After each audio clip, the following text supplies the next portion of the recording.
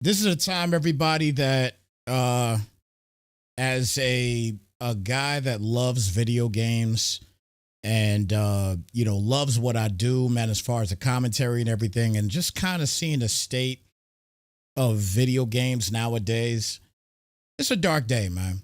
This is dark day part 2. All right, and we're gonna start it off real quick here by you guys just looking at something real quick that we had to look up. And most of you guys already know kind of what we're getting at based on what we titled this here. And we're going to talk about it. We're going to talk about it, everybody. But again, guys, I'm your boy Snipes, man. Today we're going to, again, talk about something that's just hitting the community really, really hard. And honestly, it's giving me major flashbacks from some of the darkest days that we had in gaming history back in 2013, man. And if you don't remember what I'm talking about, okay?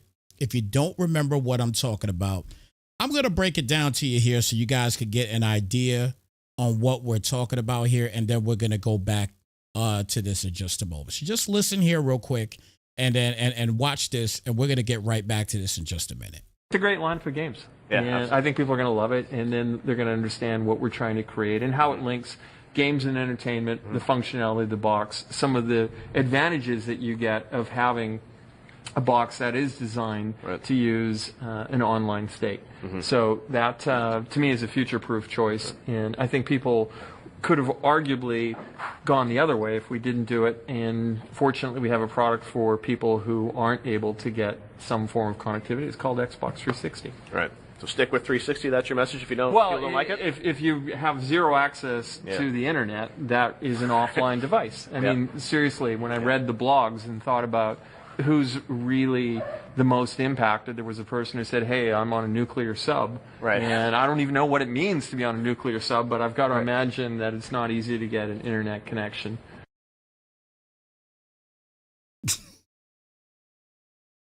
That was literally the day that Xbox died. Now, mind you, guys, I am an Xbot. I love Xbox, okay? And that was a day that Xbox died, okay? PlayStation 4 dominated that side of the field. And I was still an Xbox guy, okay? But PlayStation 4 dominated it. PlayStation 5 is dominating right now as we speak.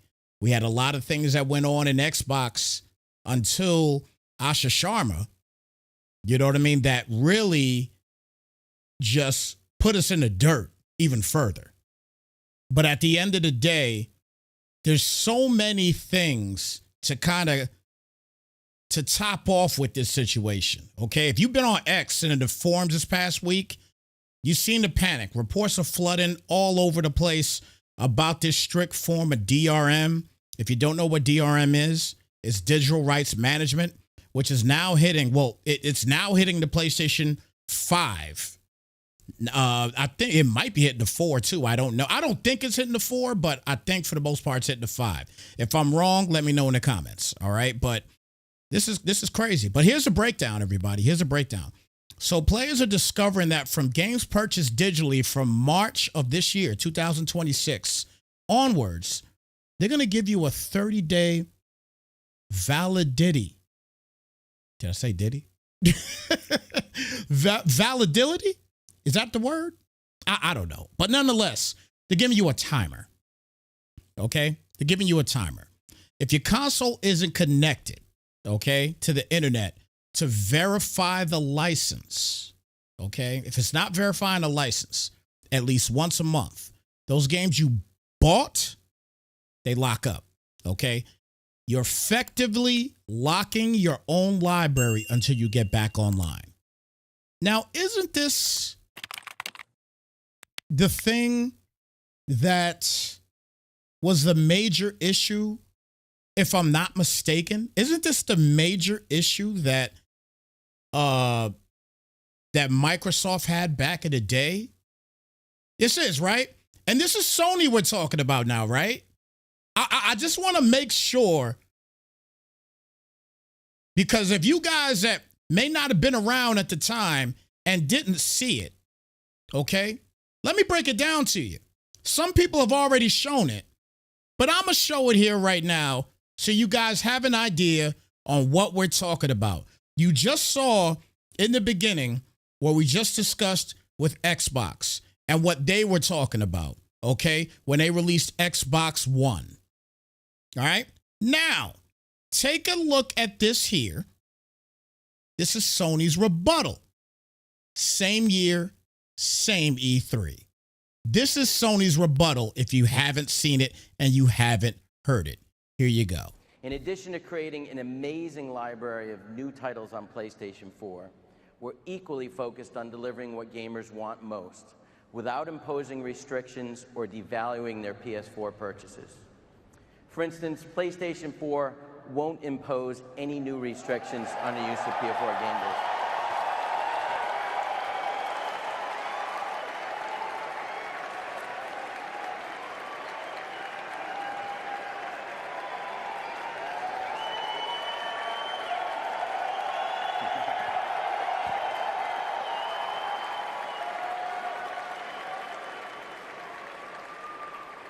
Guess that's a good thing. We believe in the model that people embrace today with PlayStation 3 and continue to demand. Just heard you there. When a gamer buys a PS4 disc, they have the rights to use that copy of the game. They can trade in the game at retail, sell it to another person, lend it to a friend, or keep it forever.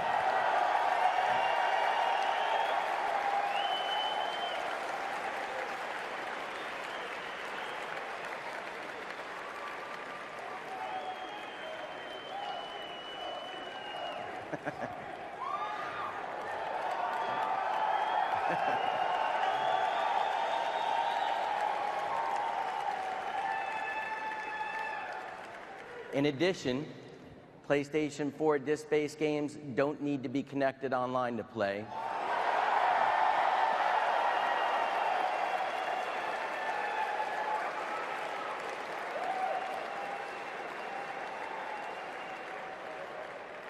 Or for any type of authentication.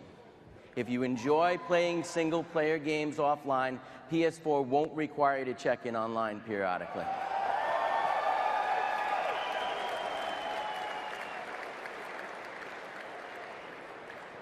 And it won't stop working if you haven't authenticated within 24 hours.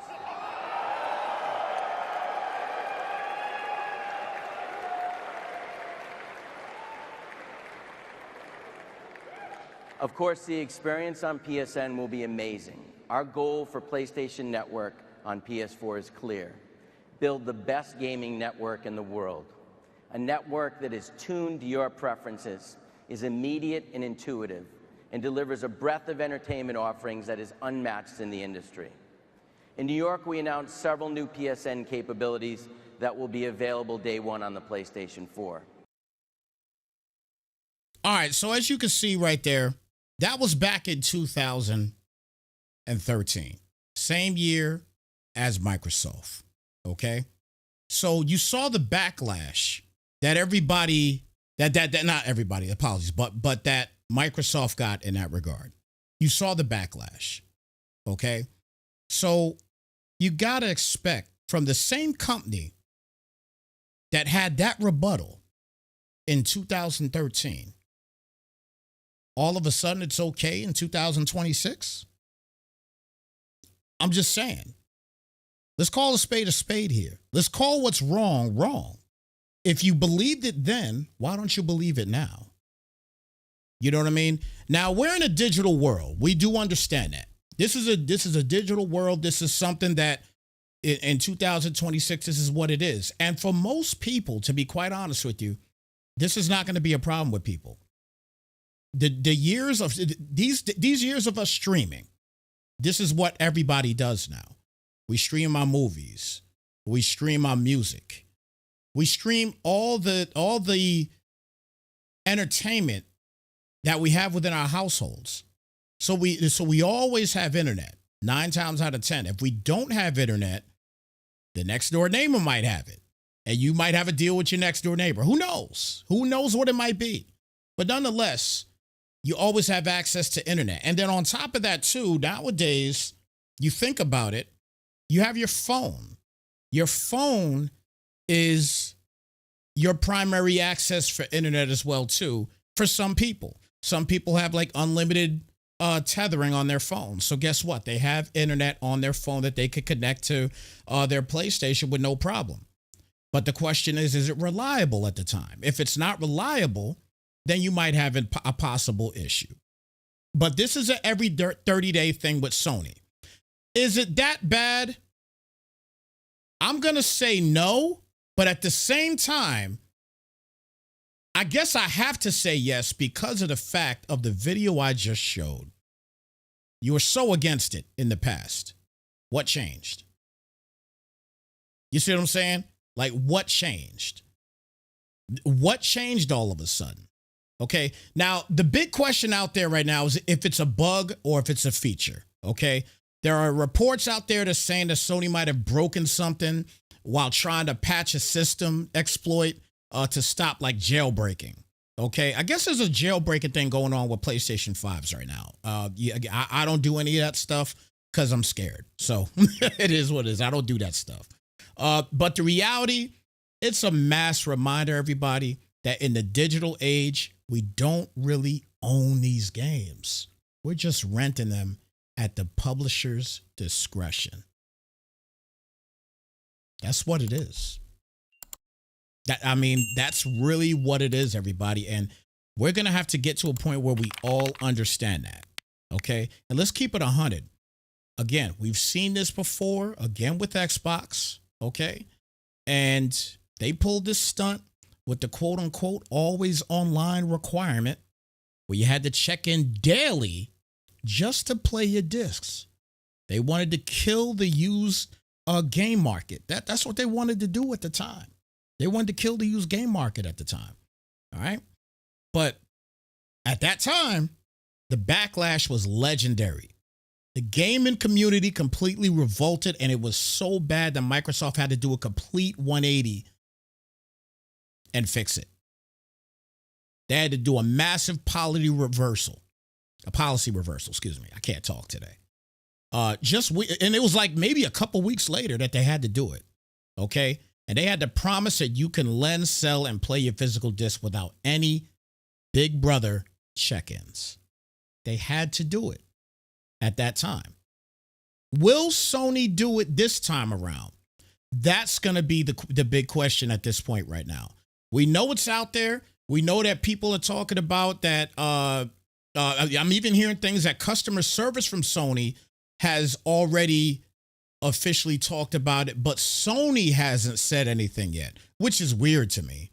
All right. But again, those are just things that are out there. Don't quote me on those things, but those are things that are out there right now. Okay. But again, this is something that back then in 2013, we thought we won the battle, but here we are in 2026 and this digital ecosystem, man, is tightening the screws yet again. All right. But I'll tell you what, guys, I showed you guys two videos. They were back in 2013. So guys, I just want to hear from you guys. What do you think about this situation? Are we going to let this slide because it's just digital, or is it time for another massive pushback from Sony this time around? All right. Hit me up in the comments, everybody. I don't want to keep it too long here. Hit me up in the comments. Let us know what you're thinking. This is something that I've been looking to get into for a long time, which is the video game world and following some of this video game news and things like that. I'm trying to get things together to start going live on a daily to do these things as well too. And I do want to get involved with these things. Again, I'm an Xbox guy. I love Xbox. I bought the Xbox One even after they said they were doing all that. I bought it anyway because I wanted an Xbox One. I love Xbox. I do. Okay. But anytime a new console comes out, I get it. But I'm always the guy that wants to go back to playing on his primary console, which for me is Xbox. I'm an Xbox guy. Okay. So again, give me your comments in the chat, everybody. It doesn't matter if you're PlayStation, Xbox, doesn't matter, guys. What's right is right. What's wrong is wrong. All right. Let us know in the comments what you guys think. Again, thank you guys so much for tuning in here. If you like what you see here, guys, please make sure you drop us a sub over here on YouTube. We do stream on Twitch.